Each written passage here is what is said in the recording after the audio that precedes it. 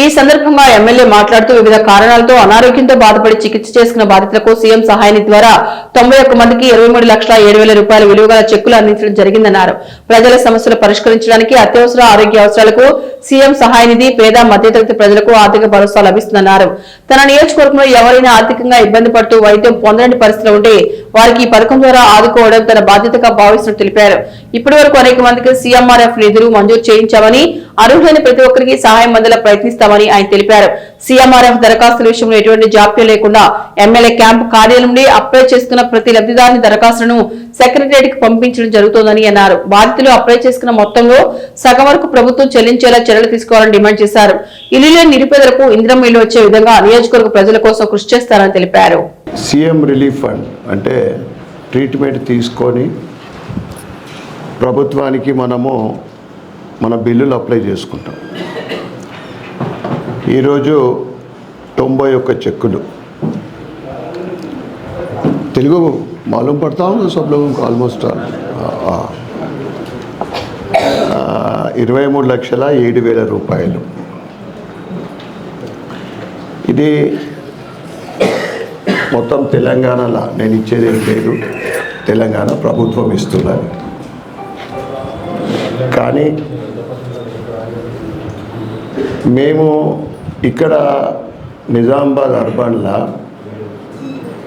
జల్దీ రావాలా, ఎక్కువ మొత్తం రావాలని ప్రయత్నం చేస్తున్నాం. దీనికి 60,000 కన్నా ఎక్కువ రావు. 60,000 से ज़्यादा नहीं आता. तो 1,00,000 పైన 1,00,000 పైన 2 వచ్చినాయి. 90,000 దగ్గర దగ్గర ఎన్ని 2 60,000 పైన ఎన్ని వచ్చింది? 60,000 పైన 4-5 వచ్చినాయి. ఎందుకంటే ఈ సీఎం రిలీఫ్ ఫండ్కి అప్లై చేసుకున్న వాళ్ళు బాగా ధనవంతులైతే అప్లై చేసుకోరు. ఎవరో 10లో ఒకరు 20 ఒకటి చేసుకుంటుండొచ్చు. गरीब लोग और मिडिल क्लास लोग हैं अप्लाई कर लेते ज़्यादा आता. इससे पहले बोलते थे నేను ఎమ్మెల్యే కాకముందు 8 నెలలు 10 నెలలు చెక్కులు వచ్చినాక 15 రోజులకు ఇస్తుంది అంటే ఎక్కువ శాతము అప్పుడున్న ఎమ్మెల్యేలు అయితే హైదరాబాద్ ఉంటుంది. నేను నెలకు 25 రోజులు ఇన్నే ఉంటా. అది బాగా ఇంపార్టెంట్ అయితేనే హైదరాబాదు. నేను ముందు హైదరాబాద్ ఎక్కువ పోతుంటే ఎమ్మెల్యే కన్నా ముందు, ఇప్పుడు తక్కువైపోయింది. ఎందుకంటే రోజు కూడా నా ప్రజలతోటి కలవడము, నా ప్రోగ్రాంలు ఇవ్వడం అనేది నిత్యం ఉంటుంది. నేను అనేక సార్లు చెప్తా ఉన్నా, మీరు దయచేసి వీలైతే సివిల్ హాస్పిటల్ పోండి. సివిల్ హాస్పిటల్ గురించి నేను ఎమ్మెల్యే అయిన తర్వాత అక్కడ ఏం అవసరం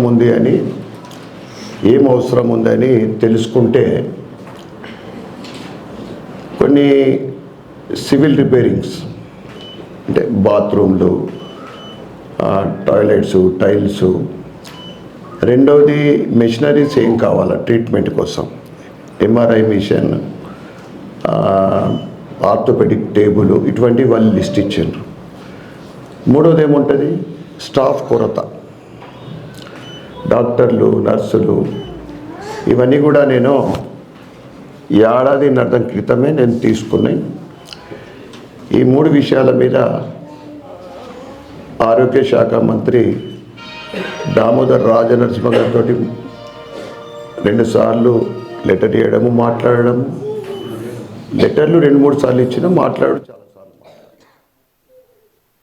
అసెంబ్లీలో కూడా లేవనెత్తిన మొబైల్ దగ్గర అసెంబ్లీలో కూడా ఈ విషయం మాట్లాడినా. ఎందుకంటే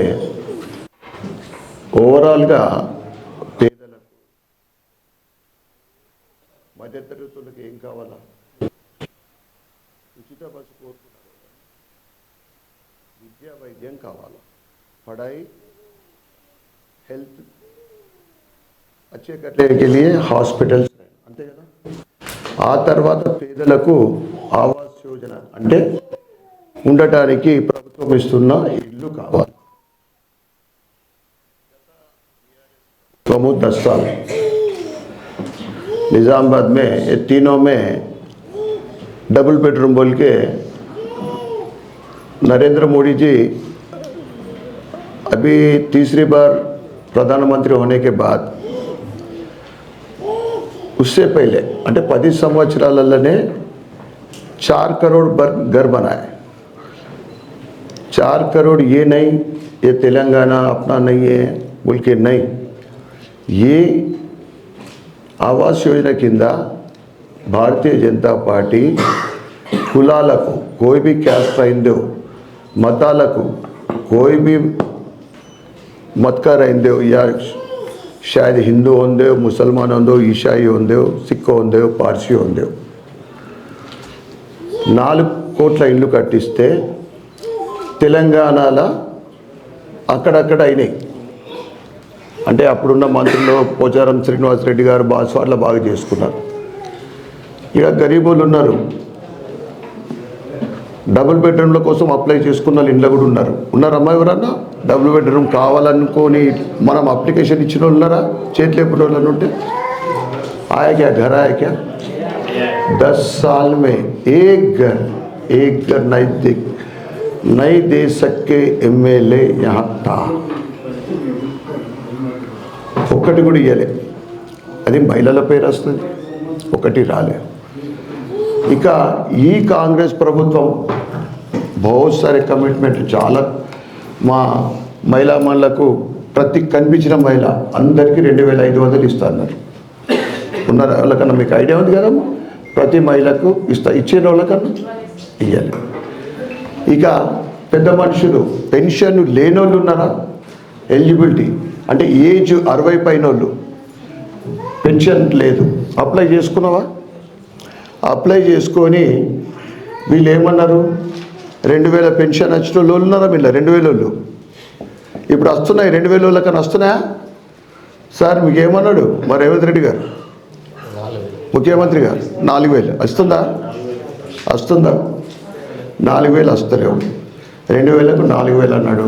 వికలాంగులకు మిగతా కొన్ని వర్గాల వాళ్ళకు 4000 ఉన్నాయి, 6000 చేస్తున్నాడు. అది లేదు.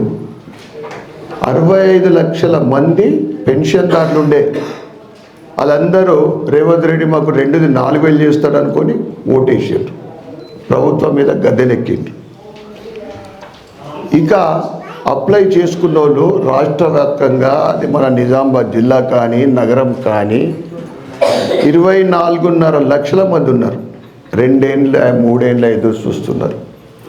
ఇలా పత్తాకు లేదు. అది అంటే ఇవాళ हर कोई मुसलमान होंदे हो, हिंदू होंदे, कोई भी होंदे हो, आज अपने को रेशन आ रहा 6 किलो. ये लोग बहुत बड़े बड़े बातें बोल लेते. 5 किलो सेंट्रल दे रहा उसमें. अभी आरोग्यश्री बोल के वो भी रहता स्कीम तेल्स కదా, 5 लाख रुपए सेंट्रल का रहता. बोलते सेंट्रल में जो गवर्नमेंट है बीजेपी का. ये रेवंत रेड्डी जी क्या करे, कांग्रेस वाले, मैं भी गया था वो, क्योंकि वो गवर्नमेंट आते ही 2 स्कीम स्टार्ट करे. एक फ्री बस लेडीज़ के लिए, उसी दिन 10 लाख रुपए नाम बदल के लगाया.